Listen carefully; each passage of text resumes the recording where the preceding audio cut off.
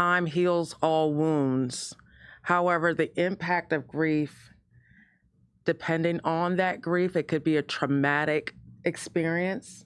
Well, time may not heal the wound because of the magnitude of the loss. If there was a violent death, how do you really heal from that?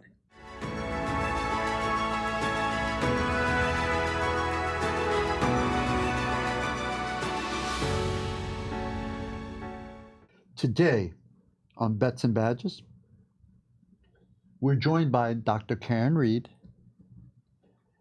pastor in Miami Richmond Heights community, also a recent PhD grad who is a grief specialist, to discuss and take a deeper dive into grief and unresolved grief, which is commonly known as complex grief. I am Robert Asensio, and to the end of the table here, we have my co-host, retired police chief David Magnuson, and military historian. How are you, sir? I'm doing great. I hope you all are, and I'm here to learn something. I really want to learn something. So let's get with it. Let's get into it. Absolutely. So, Doctor, welcome. Thank you. Thank you for having me. What is grief? So grief is, it is what you described as far as experiencing the losses that we go through, not just in death, but daily loss of job, death, loss of a car, loss of anything that brings upon grief. We carry it in our bodies. Particularly, you spoke about unresolved grief. I'd like to coin it with the term disenfranchised grief, as far as that it's not recognized.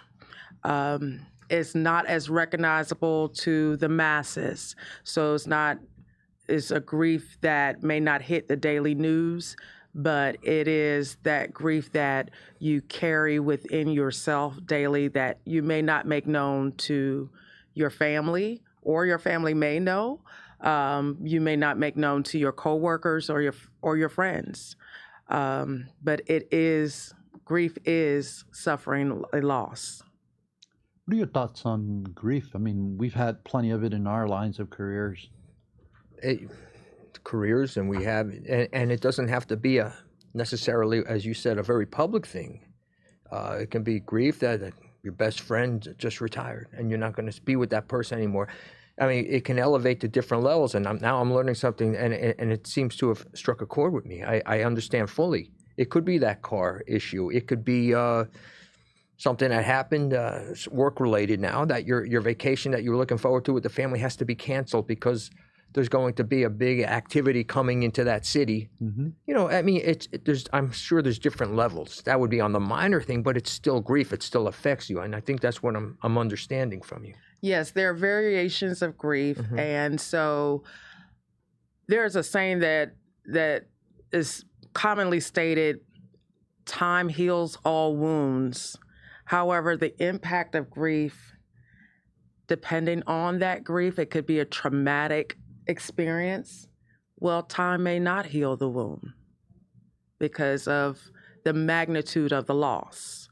If there was a violent death, how do you really heal from that when you don't have the closure that you would like to have? Yeah. You know, when we met, that you mentioned about your background and what your studies were in, a topic, you know, it hit me because David and I have been running Bets and Badges for a better part of 6 months now, discussing with many of our colleagues, former colleagues, veterans, first responders, and stakeholders about the issues of personal wellness, right? And how do we address those struggles that we all have? So we are here speaking with others and gaining their perspective, listening to their stories, but also seeking answers. And what struck me was that I hadn't really considered grief as more than a loss of a loved one, you know, loss of life. And that grief, as you pointed out, can be just everyday losses. Mm-hmm. So I ask you, how common is unresolved grief in our communities? Every day. It's a challenge every day. When you're served with an eviction notice on the door, then grief sets in, right? Or, like we said, the loss of job or shifting in the family. Perhaps there's a family member that has now taken ill. Well, there's a shifting in your daily activity, your life. And so grief sets in because now you're shifting into a whole different dimension that you may not have been prepared for. So it becomes that place of what you're speaking of, unresolved. Whereas, how do I find a resolution to this, and how do I heal or go through a healing from this, or will I ever recover and heal from this? Let's go back to whether in the military or on the police job, firefighter, or somebody that deals with the public, somebody deals with tragedy. So we go to the scene. We talked about this plenty. We go to the scene. Our colleagues go into the scene. They're meeting with people on a day-to-day basis, and definitely not at their best, right? Situations where people generally at their worst. Let's look at it from both sides, from the person in uniform and the citizen. We come back compounded every day, year after year, career-wise, right? That impact. How do we deal with, I'm asking you, what would you suggest as far as techniques, resources to go to for us to better deal with what we may not realize we're dealing with, or when we do realize we're dealing with something, to be able to overcome the obstacles that are created because of these feelings, these losses, these experiences that we're having? Yeah, so the healthy mechanisms that we need in order to be able to cope, survive, and live. And so there is an author, Resmaa Menakem, who specifically spoke about the trauma of his grandmother. My grandmother's hands is what he called it. And he spoke about the collectivity of bodies coming together in a circle, perhaps. He described his grandmother would always rock to deal with the trauma that she dealt with in her life. However, there are many facets, whereas, like I said, collectivity, coming together and having a circle of support of like minds who are also dealing with similar situations and being able to create a safe space to speak about it. Finding those outlets that will bring relief to you and bring healing, such as if it's playing the guitar or playing that instrument. Perhaps it's your hard rock music or it's the classical that will also calm the body, that will soothe the body and calm the nerves. So, because we have triggering effects. No one knows when it's going to hit. Grief doesn't tell you, okay, well, I'm coming to visit you tomorrow.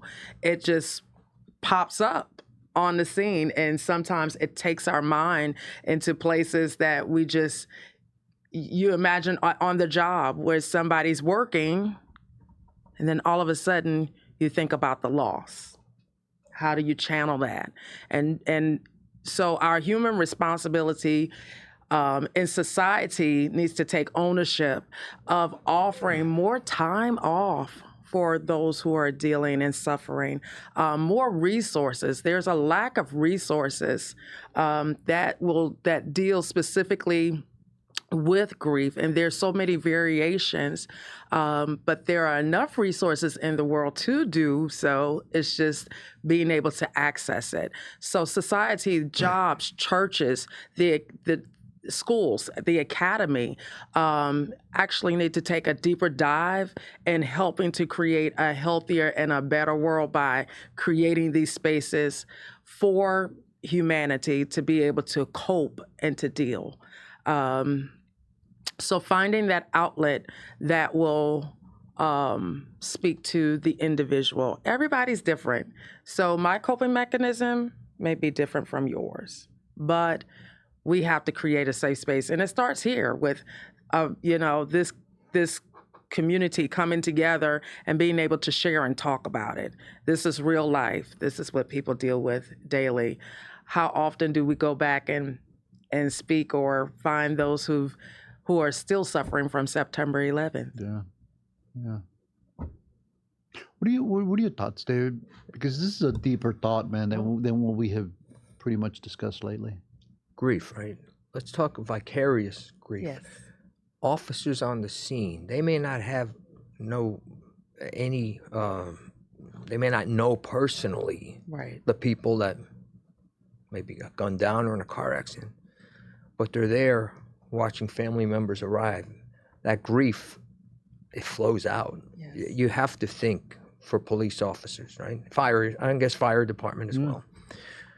They're absorbing a lot of that grief vicariously, right? They're carrying it around. They may not know it, but we've said this on other shows too. I mean, you can't let everything get you down on that in this job, but to say it didn't bother you or doesn't bother you or hasn't affected you in some shape or form, I don't think would be quite honest. And for those that it doesn't bother, you wonder, what's the weight they're carrying? Right. And so I fully understand that. Because for officers, for whatever the reason is, like I said, shootings, right? Car accident, maybe a death notification.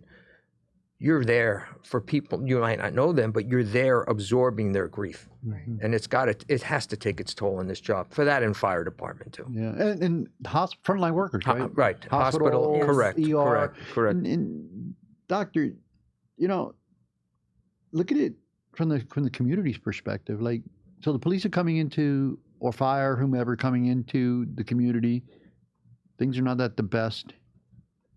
Tempers are flared, emotions are through the roof.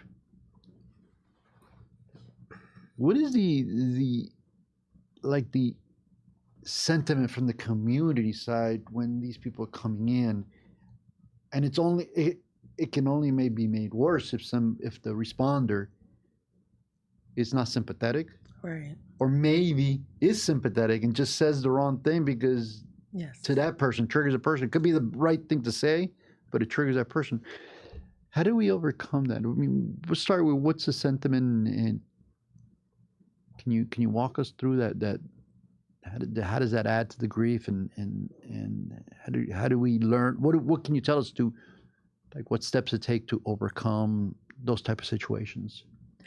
I may not necessarily be able to give the steps to overcome those situations. What would you suggest? But I suggest that conversations like this in the community, bringing all parties to the table, and having that shared conversation, having that and explaining on both sides. So there is an understanding how the officer is supposed to respond, and okay, the officer can hear the community's reaction or feel the emotion of the community, so that the response may not be may not feel as intimidating or feel like a threat, but there is a deeper understanding. I just believe that society, we all have to be active listeners. How do we do that?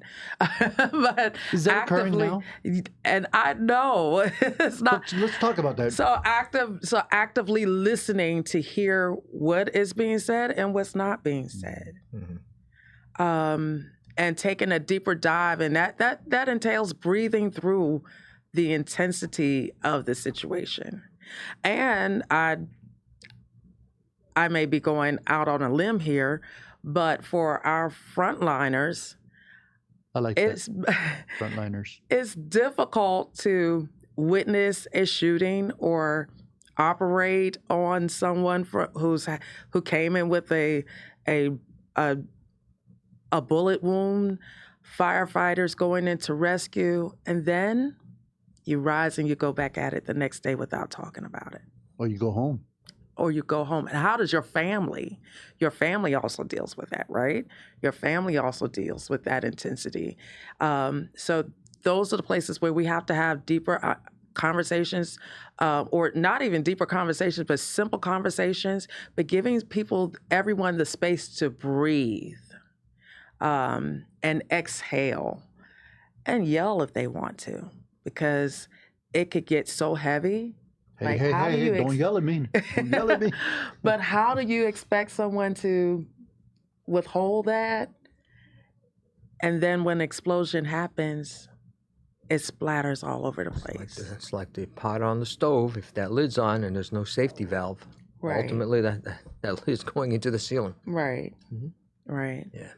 But I believe that if the community and those on the front line, police officers, firefighters, hospital administration, to be able to answer those questions, talk about policies and procedures so there is a better understanding, but then also knowing that the community is going through an emotion, and also it ties back to history, right? Whatever the history of the country is, whatever the history of that neighborhood is, being able to make that connection and say, okay, I understand your history. I understand why it is what it is.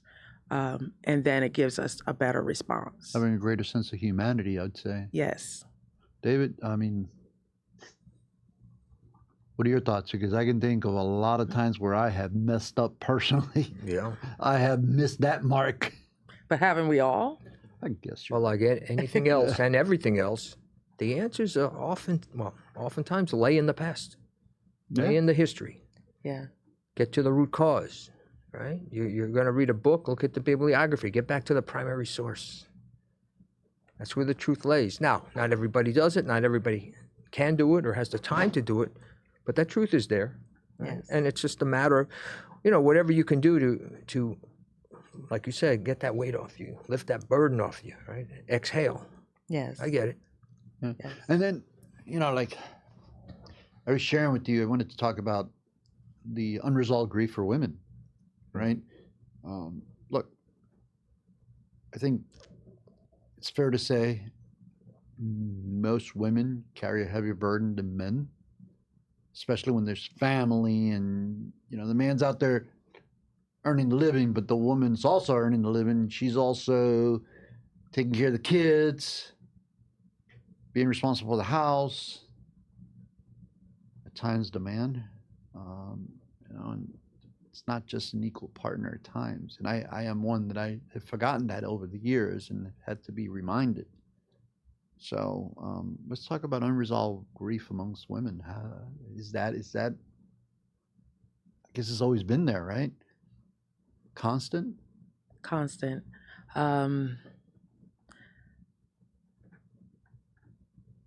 Right. Women are bearers of culture. And so bearing, as you said, the family, or making sure that dinner's on the table. I don't want to be overly stereotypical, but let's face it, the reality is most women are caretakers. Yes. Yes. And so the weight gets heavy. And how does she cope? And in the age now, because mental illness was not very prominent maybe 20 years ago, but now, today, it is. And so how does she cope? How does she manage? How does she get through? And so another place to look at the single moms, those who are trying to make it through, those who are restricted. When we look at women of color, underrepresented in statistics, and so statistics may not include women of color in those facets. And so the economic stress, making sure the rent or the mortgage is paid, trying to achieve a better education for herself or training. And so this is the place where the world says, okay, it's the age of the women now, and women are rising, but there's still a place where there's a misrepresentation of what women carry and the endurance of what they have to endure and the obstacles and the hoops that they have to jump over. We. It's never ending, right? It's never ending. And I don't want to sound like so gender specific, but I mean, the statistics and facts are there. I mean, when you're underpaid, when you're not paid as equal, but you have the qualifications that measure up, how do you, and you still show up for work and you give your 100%, but there's a misrepresentation of who you are. And that's a form of grief too, right? That is a form of grief. All right. Because you show up, and I'll call it this. W.E.B. Du Bois spoke about it for Black women, and I'll use his phrase as far as a dual consciousness.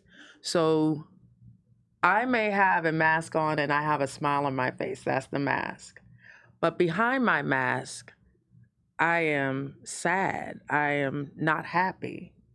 But in order to perform, I'm giving you what needs to be seen. So it's a dual consciousness. It's like, which side are you dealing with? And if you don't have understanding, especially if you're in that relationship, you're the other person in that relationship, and you don't have understanding, that can create a very toxic life, right? It is a very toxic life. And no wonder we have so many freaking divorces and so many breakups and so many fights. And worse. Yeah. And worse. Yes. Yeah.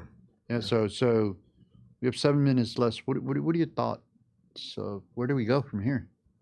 How do we expand on this conversation?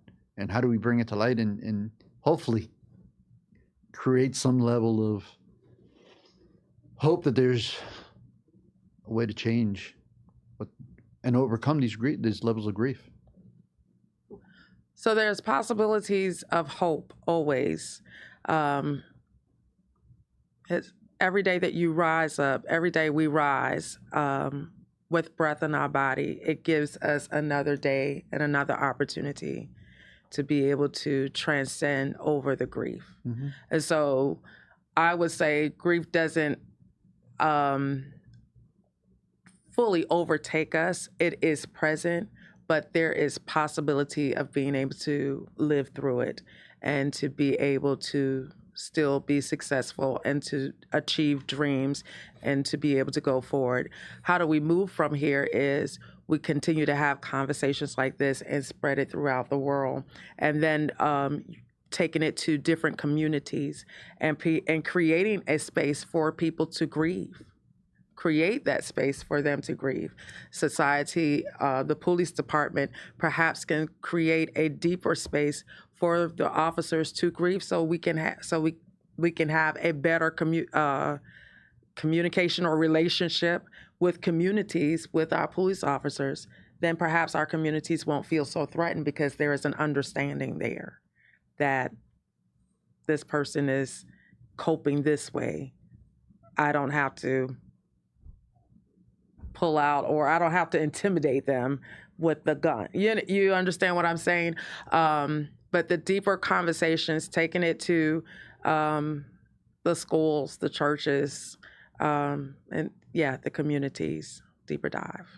You think the stigma's the same as, in this case, stigma of grief, personal fight with grief and overcoming grief is the same as the stigma with seeking help for what we've been talking about, mental health?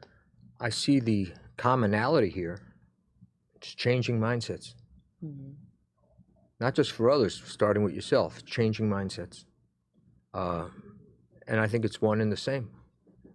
The stigma we've talked about in many of the episodes, one had to rise above that and change their mindset to take that first step. I mean, and we've gone through that, and what compelled them to take that first step? What happened? Where did they, cross the Rubicon, so to speak, to do what they didn't do before? There was a mindset change.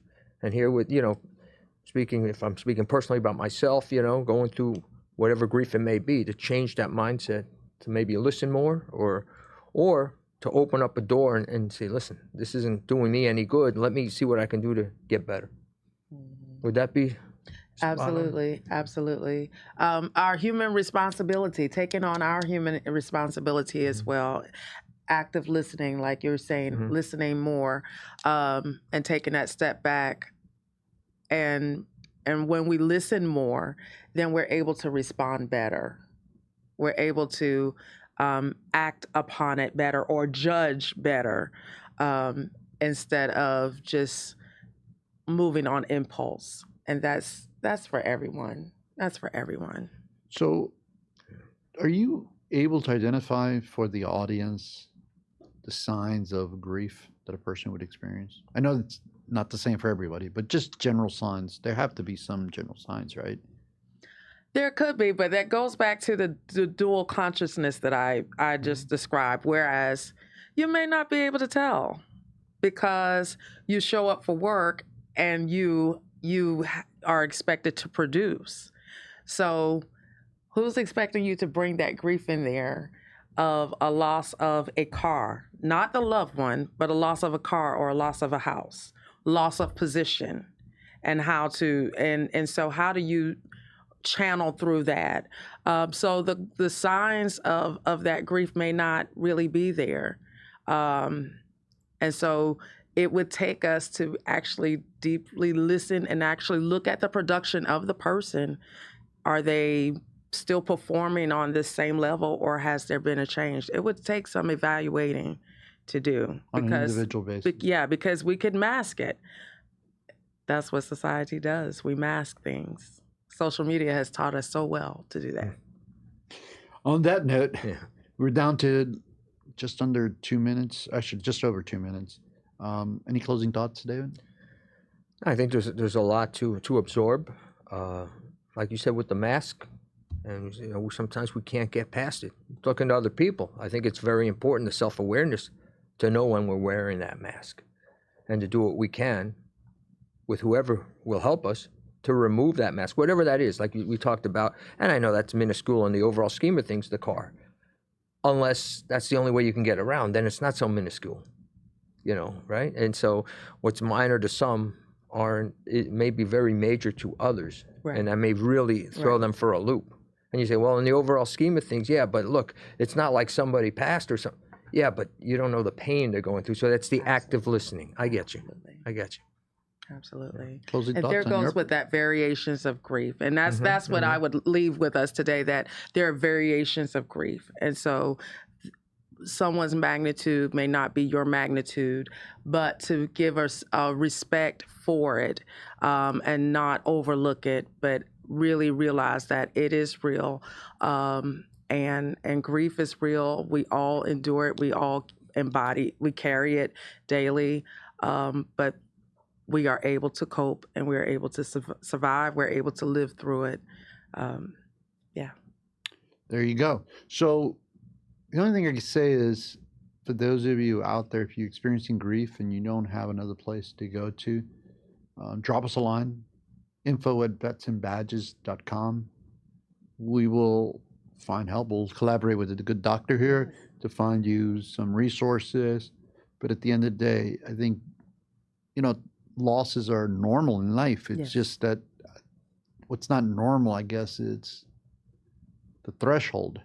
Like some people take harder hit losses, and then when you have repeated losses, certainly adds to the hardship of everyday life. Absolutely. And you shouldn't suffer alone, because you're not alone. I think that's the word, right? We're not alone, or that's the phrase, we're not alone. I want to make sure everybody knows that. On that note, we'd like to thank the Miami's Community News team, Grant Michael Miller, the Community News team, our producer, Alex Sukas, behind the scenes. Go Alex. My co-host, David Magnuson, and our great guest, Dr. Karen Reed. Thank you. Worship Pastor, Dr. Karen Reed. Reverend Dr. Karen Reed. There you go. All right. If somebody wants to get a hold of you, would you like to Okay, you can reach me at the Purple Church, Miami. We're on Facebook. We have a website, www.thepurplechurch.org. The church is literally purple. You can also contact us at 305-251-6232. Outstanding. Thank you for that. This has been another episode of Bets and Badges. If you would like more about us, you can visit us on betsandbadges.com or on YouTube. Besides the Miami Community News Network, we're on most podcast platforms: Apple, Spotify, iHeart, Amazon. Reach us out under Bets and Badges. If you don't get it, it is Bets and Badges. Thank you, and look forward to the next one.